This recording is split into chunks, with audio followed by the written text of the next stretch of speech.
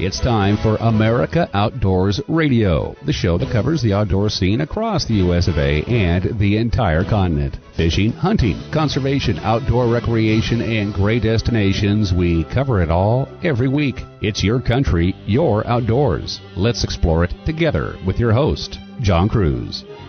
Welcome to the show. There's a lot to talk about in the world of tournament bass fishing. Two big events have happened over the last week. One of them was the Major League Fishing Red Crest. That took place in Lay Lake, Alabama, and the person who dominated, winning by nearly 30 pounds, was Dustin Connell, who just happens to call Clanton, Alabama home, so he might have had the hometown advantage here, and boy, he put it to use. Not only that, he got a $300,000 paycheck along with this trophy that makes him the best of the best in this tournament circuit. The other big event, that would be the Bassmaster Classic going on right now, and there's some really good sticks out there. In terms of the odds-on favorites of who might be winning, one of them is Jeff Gustafson, affectionately known as Gussie. He fishes out of a Lund boat, and he was the winner last year in Knoxville, Tennessee. In an article at Bassmaster.com, his chances are 7-1 of winning this year. One of my favorite anglers on the circuit, Brandon Polinick from Rathdrum, Idaho, is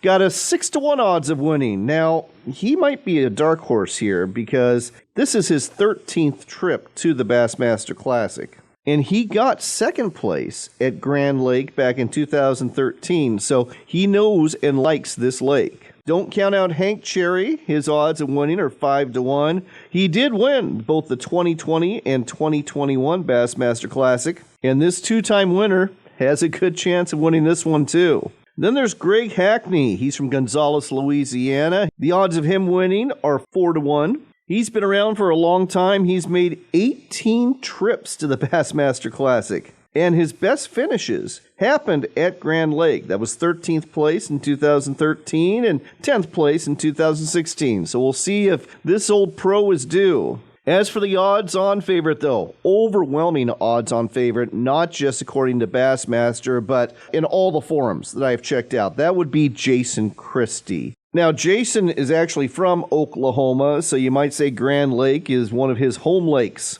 And he was the winner of the 2022 Classic at South Carolina's Lake Hartwell. This is his 10th trip to the Classic, and he has done very well on Grand Lake. In 2013, he finished in 7th place, and in 2016, he placed second. As for who the actual winner is going to be at the Grand Lake Cherokees, we will find out on Sunday, so stay tuned. Oh, and if you want to watch the Bassmaster Classic, you can do that too. You can catch it live on Fox Sports 1 from 6:30 to 9:30 a.m., and it'll stream from 10:30 a.m. to 2 p.m. on the Bass website. You can also take in the weigh-in 5 o'clock on Saturday at the Bass website. The following day, the final day of the Bassmaster Classic, that would be Sunday, you can catch the action from 5:30 a.m. to 9 a.m. on Fox Sports 2, from 9 to 11 a.m. on Fox Sports 1, and from 11 a.m. to 2 p.m. on Fox.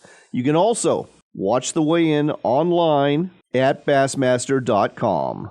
I'll definitely be watching the coverage on Fox Sports and the Fox channel, and I'll be checking out the weigh-ins online too, and I'll tell you what, breaks my heart that I'm not going to be there in person because I was supposed to be there in person. I had reservations. I had tickets. I was going to go out on the final practice day with one of the qualifiers. Got to do that in 2021 with Chris Johnson, learn more about pre-fishing in a day on the water with him than I'd ever learned in my whole life. And then I was going to interview the pros on the media day after the nice lunch they provide. That's at the convention center in Tulsa. And of course, you got to be in at the weigh-ins. It's a combination of NASCAR and fishing, and it's like nothing else. These weigh-ins, if you have not attended the Bassmaster Classic, you really ought to do so. And make sure you spend some time at the expo, too, because it's like a huge sportsman show, but it's all dedicated to bass fishing. It's really something else. Why am I not attending, you ask? Well, some of you already know the answer if you've been listening to the show over the last few weeks. It's because I was at the Washington Sportsman Show in early February and managed to stumble over the curb at the motel I was staying at,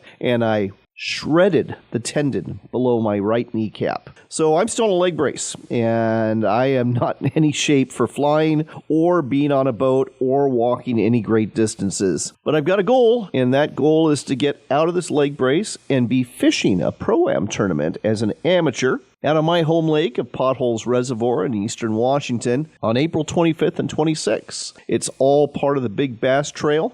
The winner of that tournament is going to win a brand new Phoenix Bass boat, and the amateur who comes in with the biggest shared weight between the pros and the co's can win a $5,000 paycheck. I'm hoping that'll be me. This portion of the show is brought to you by our friends at Henry Repeating Arms, and Father's Day isn't that far away. Either is graduation day for your kid. And one great gift for either the dad or the grad would be a personalized Golden Boy lever action rifle from Henry Repeating Arms. Here's how you go about doing it. First off, you purchase a H004 series Henry Golden Boy rifle or Golden Boy Silver. That's right, your choice of silver or gold on that rifle. And then think of up to 20 words you would like engraved on the receiver. Then you purchase a personalized Golden Boy or personalized Golden Boy Silver receiver cover from henryoutfitters.com. Henry Repeating Arms will engrave your message on the receiver cover and make sure it looks perfect. They'll send it back to you, and you just replace the standard receiver cover with the new personalized receiver cover by just removing only 5 screws. Instructions included, no gunsmith needed, and then present this unique rifle in .22 caliber made in the USA to that dad or that grad. I guarantee they are going to cherish it for a lifetime. Find out more at henryusa.com, and don't forget to ask for your free decals and catalog while you're there. Turning back to this week's show, we've got some great guests for you, and sticking with the theme of tournament fishing, we're going to talk to Keith Catfish Sutton. He is the editor of Catfish Now, a free digital magazine that you can check out at catfishnow.com, and this month's edition is all about tournament catfish fishing. You'll hear from a couple writers that'll help you get started in the sport if you've never tried it before. Another writer is a tournament director who's got some really good advice for you if you want to participate. There's, of course, some tips on how to catch catfish during the springtime. And Keith is just going to talk about the rise of tournament catfishing. It's really catching on throughout the country and in a different way than the bass tournament fishing scene works. Keith will explain more about that in just a few minutes. Another guest we'll have for you today is Shane Harris. He's the owner of Lazy Horse Outfitters in north central Idaho, and he wants to take you hunting near the little town of Orofino on some private land that he's got leased. He's got openings this spring for black bear hunting and for turkey hunting. Not only that, if you go on a turkey hunt with them, he's going to give you, as a listener of the show, 20% off. All you have to do is just mention to him that you heard about the turkey hunts on America Outdoors Radio, and yes, you'll get $360 off your guided turkey hunt. All lodging and meals are included with both the bear and turkey hunts. You can even do a combo hunt if you want the last 5 days. In addition to this, Shane also offers mule deer hunts in the fall, ranging from 5 to 7 days, depending on whether you want to go after them with a modern firearm or with a bow and arrow. After that, we'll go ahead and share some audio I recorded at the Bighorn Outdoor Adventure Show in Spokane, Washington. Caught up with my old friend John McComie. He's the owner of McComie's Custom Lures, and he's got some absolutely beautiful lures that are going to work great for catching salmon and lake trout, not only off the West Coast, but also in places like the Great Lakes. I'm looking forward to sharing the details about his new lures with you, and I betcha you'll be going to his website after you hear this to go ahead and buy some. Last but not least, we're going to share an article with you from the Outdoor Wire written by Frank Sargent that's all about gators and crocodiles and pythons in Florida. They're causing some problems down there, but food researchers in Australia have come up with a novel way to tackle the python problem. We'll tell you more about that towards the end of the show. So go ahead and have a seat, pour yourself a cup of coffee, and right after this short word from our sponsors, we're going to go ahead and dive right into this with Keith Catfish Sutton.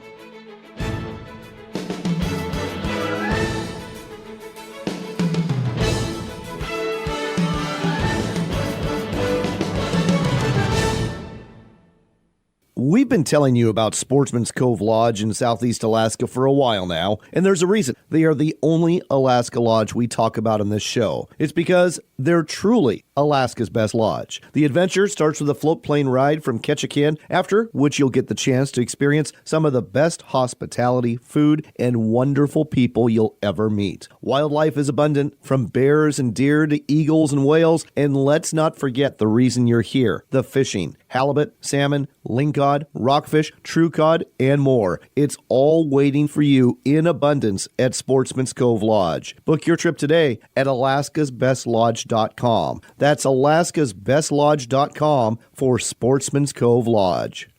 When you think of Work Sharp knife and tool sharpeners, you probably think of sharpeners for the shop or the field, but Work Sharp has a whole lineup of sharpeners for the kitchen, too. We're talking about everything from easy-to-use manual and electric knife sharpeners to ceramic honing rods, whetstones, and the new rolling knife sharpener, and innovative manual sharpeners that will do wonders for your cutlery. Make sure there's never a dull moment in your kitchen. Check out the entire product line and order today at WorkSharpTools.com. That's WorkSharpTools.com.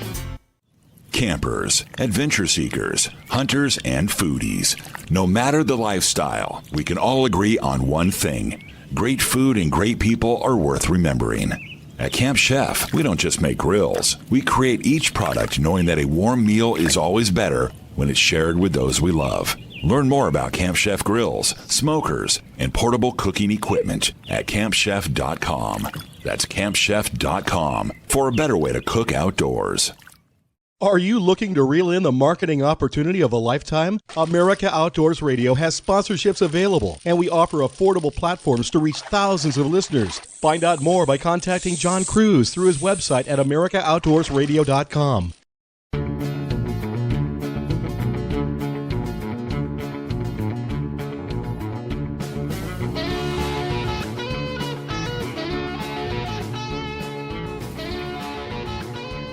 You're back in with America Outdoors Radio. We've got Keith Catfish Sutton on the line. He is the editor of Catfish Now, a free digital magazine that you can check out and subscribe to at catfishnow.com. Keith, great to have you back on the air. Yeah, I always enjoy being with you, John, and talking about what we're doing at the magazine. Well, I really like this month's edition. It's all about tournament catfishing, and I thought with the Bassmaster Classic going off this week that this would be a great time to talk about some other types of tournament fishing. You know, this sport has really been growing in recent years, hasn't it? I'm going to tell you, it's extremely hard to keep up if you're a guy like me who loves catfishing with everything that's happening. We're seeing tournaments popping up all over the country and in other countries even. And I mean, everywhere from California to Pennsylvania and all the points in between. It seems like every week there's more and more tournaments popping up and more people enjoying competing in those tournaments. I think it's interesting, too. I mean, when it comes to bass fishing, you got your spotted bass, your smallmouth, your largemouth. When it comes to catfish, you got your blues, you got your channel cats, you got your flatheads. And the different species of catfish, do they act very differently from each other? In other words, could somebody be really good as a tournament angler with blue catfish, but not so good with flatheads? Yeah, that's a really good question, John. And yes, the answer is yes. The big three species, flatheads, blues, and channel cats, all have their own unique behaviors. Those overlap some, but if a guy is really good at catching flathead catfish, those tactics he uses might not be good for blues or channel cats and so forth. So, yeah, if you learn to fish for one of the three species in particular and not all three, and the person beside you out there on the lake or river is fishing for all three, they might have an advantage. So, yeah, you got to learn a little bit about each species. Tournament catfishing is still a growing sport, I get the impression. You know, you head out to some of these big opens in like Texas, and you might see 300 boats on the water. Even in the Pacific Northwest, you know, you'll see 100 bass boats on the water. But when I covered some of the tournament catfishing circuits a few years ago on the show, we were talking more like 20, 25 boats. Has it grown from there in some of the tournaments to those bigger numbers that we just mentioned? Yeah, it definitely has, John. We're seeing a lot of tournaments that'll have 100 boats and some that'll have even more than that. There are many really big tournaments. For example, Mississippi River Monsters out of Memphis on the Mississippi River. That's a huge tournament. Draws a lot of competitors from around the country, all hoping to come and catch that monstrous catfish that might be caught there in the Mississippi. But it's happening all over the country. One of our writers this month, Brad Durick, is up in the Dakotas on the Red River. He guides up there, but he's also a tournament director, and he talks a lot about the tournaments up there in his article. And they're growing every year, and there's a lot of them. It surprises me sometimes how well each of them is doing when there are so many. You know, I've got to tell you, I really like that article from Brad, and it's basically titled Tournament Fishing Advice from a Director. You know, he's got some really solid advice that applies not just for catfish anglers, but bass anglers or any other competitive angler too. And I like, one of them in particular is adjusting your pre-fishing tactics. And I've been guilty of this, and so have a lot of other folks, of winning the pre-fish and then going out there and bombing the tournament itself. And yeah, I think anybody who's fished tournaments has probably experienced that in some form or fashion. So it is. It's good, solid advice. And Brad, he's been a director for so many different tournaments. He really knows. He's also a competitor, and his story I really enjoyed too. He talks about how you need to be sure you meet the other anglers and get to know them and watch what they're doing to help you compete better. Get a solid partner to fish with you, spend more time on the water. Those seem real basic, but they're types of things people tend to overlook sometimes. And with tournament catfishing, in my mind, this and that, and tournament bass fishing, it's more of a family-oriented thing. There's a lot of families take their kids or their wives and compete in catfish tournaments, where maybe you don't see that quite as much in the bass fishing world. I would agree with you on that. Kind of reminds me of the difference between duck hunters and dove hunters. Dove hunters are very social. Duck hunters, not so much. Absolutely. It is a big social thing, I think. And I think one of the reasons, they've been trying to get tournaments going for decades, and it didn't work at first because, in my mind, they were wanting to make it more of a Bassmaster thing, and catfish folks are just a little bit different. They're really friend-oriented, family-oriented, and the sport has to be that as well. And I think once people figured that out and started conducting their tournaments in that regard, that's when things really start taking off. Another article I really enjoyed in this edition was Becoming a Catfish Tournament Fisherman by Terry Madewell. And I think it's really important you have something like that because there's a lot of folks who are going to be intrigued by the concept of tournament catfishing and may wonder, how do I get into it? And this article really checks off the marks, doesn't it? Yeah, Terry's one of our really good writers who's a consistent contributor to Catfish Now, and he's been around. He knows as much about catfishing as any writer in the country, and he bases what he writes on his experience with people out on the water. And he talks in this article to several people who got involved and relates, their experiences. And I think that's a big plus for people reading this issue, is to hear from somebody like the people that Terry knows who are out there doing these things. One of the folks he interviews is a young lady named Abby Miller, and she's fishes with her dad in some tournaments out in North Carolina and has become quite a tournament marvel. So that's a really great article from Terry. Everybody ought to read.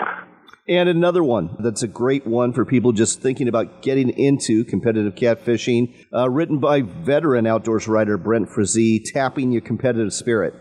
Yeah, Brent's another one who really has a lot of experience with catfish folks, and he's gone along, at least as a press observer, on a lot of tournaments, and I imagine he's fished a lot of them as well. And Brent offers a lot of short, easy tips that can help you get started if you're wanting to get in the tournament game. And his advice, just like the advice from the other guys, is really solid. Talks about starting small at the right level, building a team, having the proper gear, and learning as you go. Real solid tips for anybody who's been thinking about tournament fishing but hasn't yet gotten involved. Well, all in all, a very solid edition of Catfish Now. And folks, if you want to check it out, just go to catfishnow.com. It's a monthly digital magazine, and you subscribe free, too. Just get your free subscription and get it delivered to your email box every month and become a better catfish angler and maybe even a tournament catfish angler. Keith, great job on this edition, and thanks for sharing this with us today on America Outdoors Radio. Always a pleasure, John. Thank you for having me on.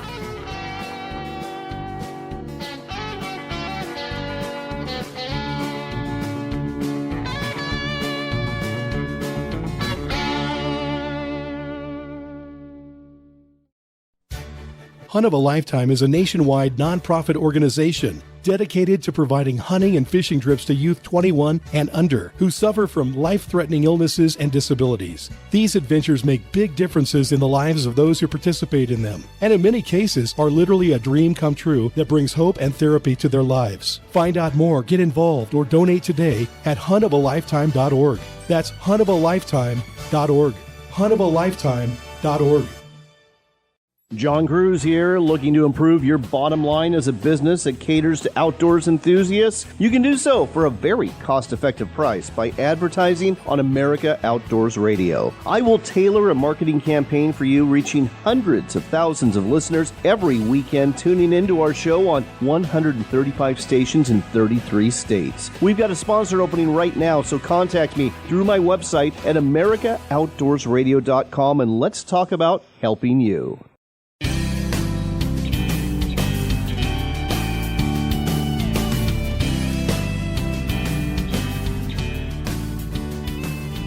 Next up on America Outdoors Radio, we've got Shane Harris on the line. He is the man behind Lazy Horse Outfitters. It's a guide service in north central Idaho, and he's got some turkey hunts available along with some limited spring bear hunts that you might be interested in. Shane, welcome to the show. How you doing? How you doing? I'm doing quite well. So before we get into the hunts themselves, let's talk about where we're hunting. You're in north central Idaho. You're located in Orofino, a place I regard as an excellent base camp for steelhead fishing on the Clearwater River, where you can actually reel in a steelhead up to 20 pounds. But you got some good hunting around there too, don't you? It's very good hunting. Lots of deer, turkeys, and like you say, excellent fishing. And Clearwater River's known for its fishing, and some very good hunting in the area. Well, let's start off with the spring bear hunts. You know, a lot of states don't have spring bear hunts. Idaho still does. What's the season this year? The unit that I hunt starts April 15th and goes until May 31st. We are still allowed to use bait in the state of Idaho, which that's all my hunts are bait hunts, stand hunts. And it's a nice little hunt. The weather's normally pretty good. You know, there are folks out there when they kind of hold up their nose at the thought of bait hunts. And I used to be one of those guys myself, but then I came to realize that, you know, in certain parts of the country, the way the woods are and how thick they are and the terrain is, you can't do a spot and stalk hunt, and the only way you're going to get a bear is to use bait. Is that the situation where you're at? Yes, it's thick timber is no real area for spot and stalk, and we still here in Idaho have use of dogs, but on the private land, and I'm surrounded by private land, it's hard with the dogs in the area that I'm at because a lot of times they end up on the neighbors, and so in my instance, the bait hunting is about the only way that I can do it. And like you say, in some areas where it is timber, thick timber, that's, about the only way you can really get after the bears.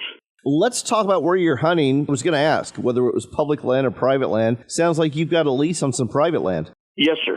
Got 5,500 acres. It's all private, all surrounded by private land. So, a little hunting pressure. And It's timber. There's a few open hillsides, but it's mostly thick timber and brush, and pretty good population of deer and bears and turkeys. A lot of turkeys. The bear hunts you offer are 5-day hunts, and again, this gets back to the whole thing about whether it's ethical to hunt over bait. If you're offering a 5-day hunt, doesn't mean bear's going to show up in the first hour, does it?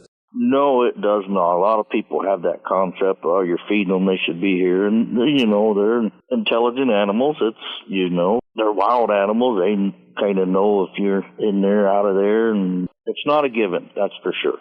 Where are folks staying when they're hunting with you? I have a house in Orfino, and the hunting ground, it's a 2-bedroom house in Orfino, just strictly for hunters. It's where the meals are served and hunters are housed or sleep. And then the hunting area that I hunt is approximately 7 miles from here, so short little ride to the hunting area. And it's kind of, house is convenient. It's right in town. If a guy wants to zip down to the store or something, it's very convenient for that. Well, and I've got to tell you, folks, having stayed in Orofino, it is a nice little town. It's got some restaurants, a couple of bars, it's got the grocery store, it's got everything you need, so it's a great base camp, especially for a 5-day hunt. And your price point's not bad either, $3,500 for a 5-day hunt. Yes, sir. $35 for the bear. For a 5-day hunt, that's lodging and meals included. Well, let's turn our attention to spring turkey, because a lot of folks like to go after turkey. What kind of turkey do you have there in north central Idaho? We have the Merriams here. And you're offering 3-day hunts for $1,800. Again, lodging, meals included. How many turkeys can you bring home? The daily limit is 2. You're allowed 2 bearded birds in the spring, and the daily limit is 2. You can shoot both birds one day, but the spring limit is 2 birds. And I understand you've got a few openings for the spring bear hunt. You've got a few more for the turkey hunt. And I understand you want to offer our listeners a bit of a deal. Yes, sir. If any of the listeners give me a call or email, we'll give a 20% discount on the turkey hunts this spring. Mention the radio show and 20% discount. Wow. All right. So the 3-day turkey hunt, $1,800. But if you mention that you heard it on the radio, you're going to get 20% off that $1,800. That is quite a deal. That's $360 off. That is definitely worth your while. So you'll want to get a hold of this quick. Now, the turkey season in Idaho also starts April 15th, doesn't it? Yes, April 15th and goes until May 25th. How do you go about hunting turkey? Because there's a lot of different ways to do it. You know, there's people who use little fan blinds. There's people who use ground blinds. There's people who just kind of sit against a tree and call them in. What do you like to do? I personally kind of move around. You know, I've been doing it for 30 years, and, you know, I kind of know where these birds are at. And, you know, I like to go from spot to spot. If you get over in this little area and they're not responding or something, I keep them moving until I find a bird that wants to play with us. I love it. Again, folks, you're listening to America Outdoors Radio. We're talking to Shane Harris. He's the owner of Lazy Horse Outfitters in north central Idaho, and he's offering both turkey hunts and bear hunts this spring. Now, in addition to this, you've got a bear-turkey combo hunt for $4,500, and that's a 5-day hunt as well. That sounds like all sorts of fun. Yes, sir, that is. You know, most of the bear hunting is done in the evenings, and doing the bear-turkey combo gives the guy a little something to do in the morning, and it's a very nice little hunt. Sounds great. Now, we should tease the deer hunting you've got in the fall as well, because you've got whitetail rifle November rut hunts, you've got whitetail archery hunts, and mule deer hunts. Are these all taking place on the same property? Yes, the same property. All right. The whitetail rifle November rut hunt, $4,700. $3,500 for a 7-day archery hunt. And the mule deer hunt, $5,500 for 5 days. Is it predominantly whitetails or mule deer on the property you have? Predominantly whitetail. And let's talk about the size of these whitetails and mule deer too. Are we talking young bucks, or are we talking about some pretty good quality bucks? You know, I personally like to see the 3-year-old deer, you know, taken. I leave it up to the hunter. If he sees a deer that he wants to shoot, you know, I don't try to persuade him not to shoot it. But, I'd like to personally see the 3-year-old and up deer shot. And the same thing with the mule deer. One more question I've got for you, and that's about drawing a tag, because I know Idaho has tightened up how liberal they used to be with non-resident tags. Should people book first and try to draw a tag, or try to draw a tag first and then book? The mule deer in that area right now is a draw. I do have access to 2 landowner tags, so I will have 2 tags. And then, if a hunter wants to try and draw in that area, it would probably be best to put him in the draw for that, or, whatever works for the hunter. Chances of drawing are the same, if he puts in for it or if I put in for it for him. And what about the whitetail? Is that a draw as well, or is that just an over-the-counter? Right now, that is over-the-counter. There is a bill in the House where they're trying to make it a draw. So next year may be different. But right now, it's just over-the-counter. And they go on sale December 1st. And right now, most of the tags are sold out that same day for non-residents.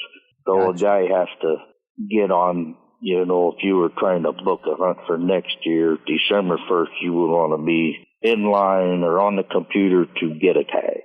Gotcha. All right. Well, bottom line, folks, is if you want to do a spring bear hunt, there is availability in north central Idaho right now. If you want to do a turkey hunt, you can get 20% off the $1,800 price tag for a 3-day hunt right now. And for 2025, you've got the option for whitetail and mule deer hunts as well. The website to go to is lazyhorseoutfitters.com. That's lazyhorseoutfitters.com. Get a hold of Shane. He will hook you up for a great hunt and a great stay in Orofino. Shane, thanks so much for sharing this with us today on America Outdoors Radio. Yes, sir. Thank you.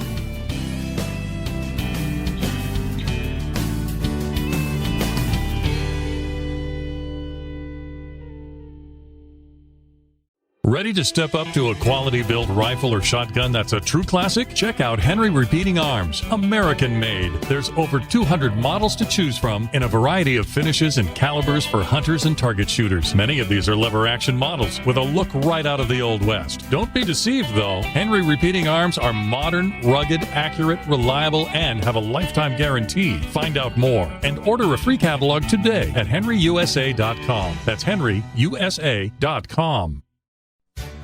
Hunt of a Lifetime is a nationwide nonprofit organization dedicated to providing hunting and fishing trips to youth 21 and under who suffer from life-threatening illnesses and disabilities. These adventures make big differences in the lives of those who participate in them, and in many cases are literally a dream come true that brings hope and therapy to their lives. Find out more, get involved, or donate today at huntofalifetime.org.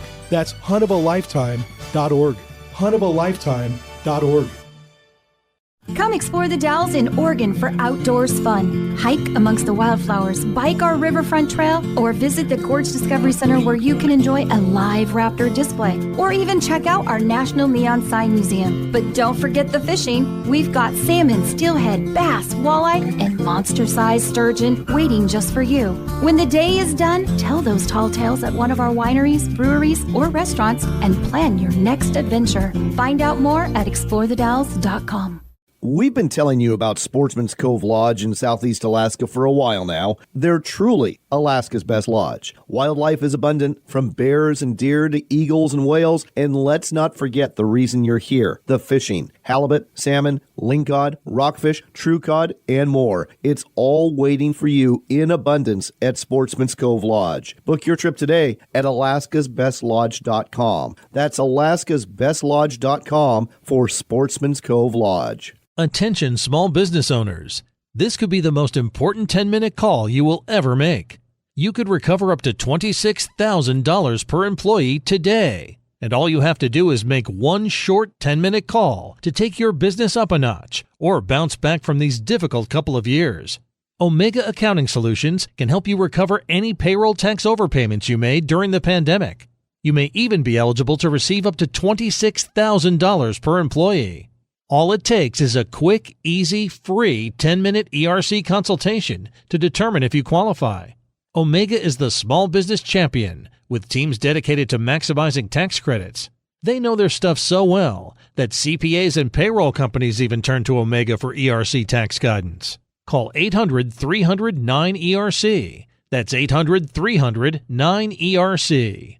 1-800-300-9ERC. Or visit OmegaTaxCredits.com.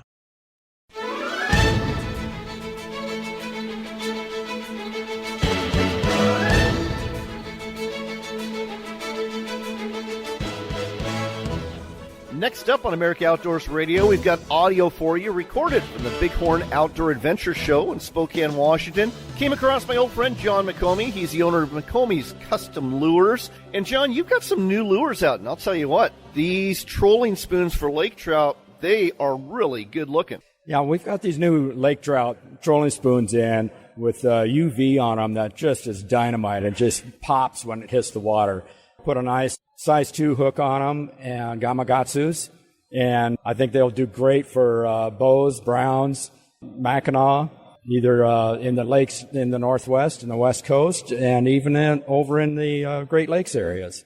Oh, I agree completely. And you know, you were shining a light on the frog lure, and my goodness, that pops. That is just an amazing paint job you have on all these lures. Yeah, we have an outstanding painting company, and when I told them I want extra UV on this, it came out beautiful, and it's been our big seller. This is our 3rd or 4th show this season, and we sell out every time. It's just hot. It's a hot lure. You've got another new lure out. Actually, it's the Salmon Wobbler. Go ahead and tell our listeners about this. Yes, we came out with a wobbler that's more for trolling and anchoring. In the past, we've had the Clancy's and FSTs and all that from back in the 80s and 90s. Well, this has the same action, but you can actually troll with it. And it looks just phenomenal out there.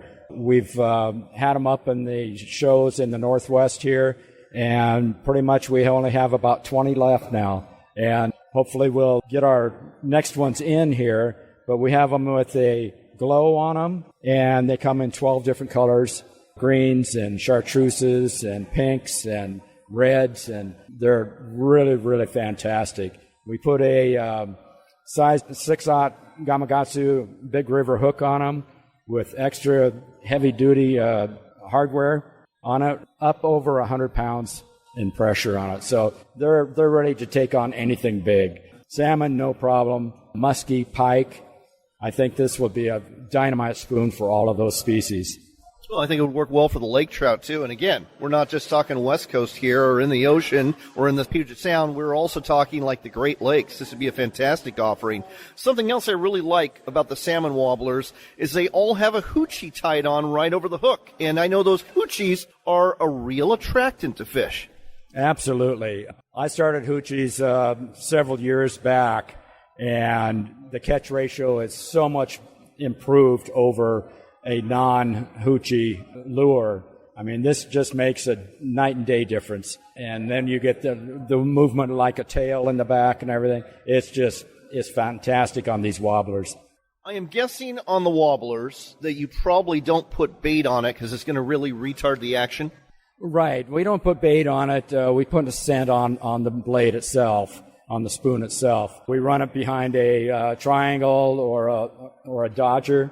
We tried it with a 360, and it just kills the action on it. So we recommend that you use a triangle or a straight dodger type, and then you'll have a good action on the spoon itself. We recommend about 28 to 32 inches back from your dodger or flasher, and then your bumper is about the same to your main leader. We want to do probably a 40-pound line on it, on your leader, and I think you'll have great success with these. I'm really pumped and excited about this new product. What is your most popular product that you sell? Because you do have a good line of products. Our most popular are the 4-inch salmon spoons, glow spoons, that we call them, and they've been our number ones for years. We've had them since, for at least over 10 years. And we keep bringing out more colors, and people just love them. Fishermen just love the new colors, and they go back to the old colors, too. Well, the colors definitely are good, and in terms of size, it's kind of in between the salmon wobbler and the lake trout spoon, so it's just perfect for salmon, whether you're after Chinook or Coho. Love the fact that these also have the glow on them, and they also have the hoochie over the hook. So all sorts of lures to buy. You know, this show is being heard way beyond the Northwest. Where can folks buy your products? Website? We can go to our website at McComiesCustomLures.com, or we are in several of the stores in the Northwest and West Coast. All right, so look for McComie's Custom Lures at quality sporting goods stores throughout the Pacific Northwest, or just go online anytime at all at McComiesCustomLures.com. I'm going to spell that for you, McComies. That's McComie's CustomLures.com. Check them out today. Get loaded up on some of these spoons and catch more trout and salmon and steelhead. John, always a pleasure, sir. Thank you, John. This portion of the show is brought to you by our friends at WorkSharp. And if you're going to be catching some lake trout or some salmon, you're certainly going to need a fillet knife to go ahead and get those fillets off those fish. And you're going to want that fillet knife to be sharp, and that's where WorkSharp Tools comes in handy. You can either get an electric knife sharpener that you can use either in your kitchen or in your WorkSharp, or go ahead and get a guided field sharpener or pocket knife sharpener to take with you. Both will fit very handily into the console of your boat, and you can get that fillet knife sharp in a hurry, and if you've got a bunch of fish, you can sharpen it again. Find out more at WorkSharpTools.com and look for WorkSharp products in quality sporting goods stores and hardware stores all over North America. Next, we've got an interesting story written by Frank Sargent for the Outdoor Wire about gators, crocs, and pythons in Florida.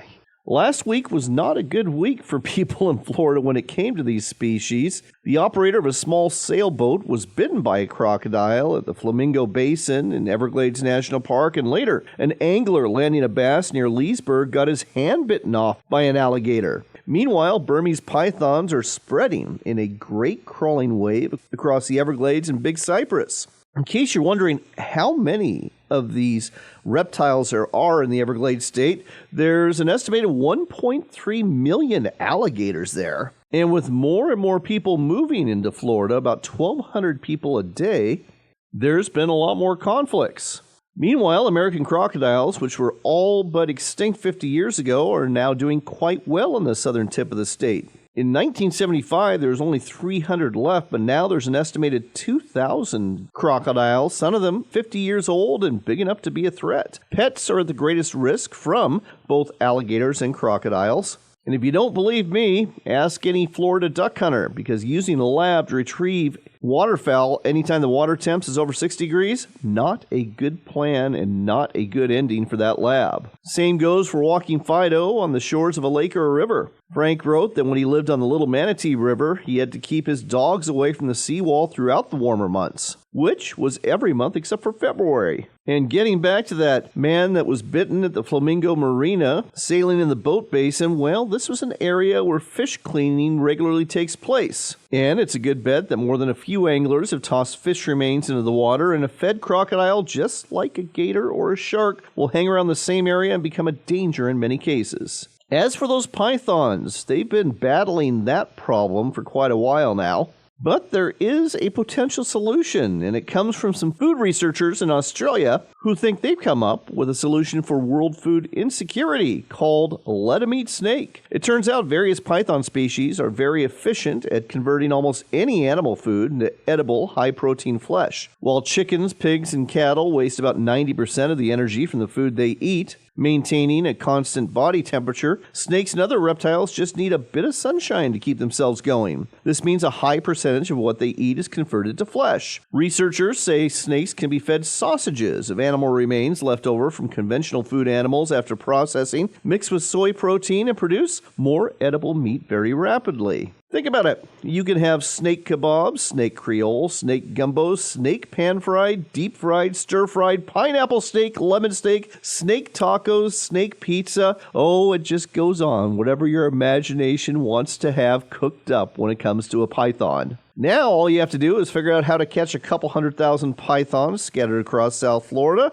and hey, you can start up a new food industry. Of course, you will have to convince Americans to eat snake, because a lot of folks are averse to that right now. But there are people who eat snake in some states, especially Texas, and everybody I've met who's had one before says the same thing. They taste just like chicken. Our thanks again to Frank Sargent, writing for the Outdoor Wire about this very interesting subject. One last thing, if you get a chance, check out our website at AmericaOutdoorsRadio.com. You'll get a preview of what's coming up on the next show. You can find stations and airtimes all over America, and you should also check out our sponsor pages, too. They're the ones that help us stay on the air. Sponsors like Camp Chef, the Dalles Area Chamber of Commerce in Oregon, Work Sharp, Henry Repeating Arms, the Hunt of a Lifetime Foundation, and of course, Sportsman's Cove Lodge in Southeast Alaska, also known as Alaska's Best Lodge. And on that note, it is time to go, but here's hope you are blessed in the days ahead, and here's hoping that you get out there on the water for some fishing, on the trail for some hiking, or maybe in the woods to scout out some of those turkey, because that season is coming up quick. Until next time, do remember this, it is your country and your outdoors, so get out there and enjoy it.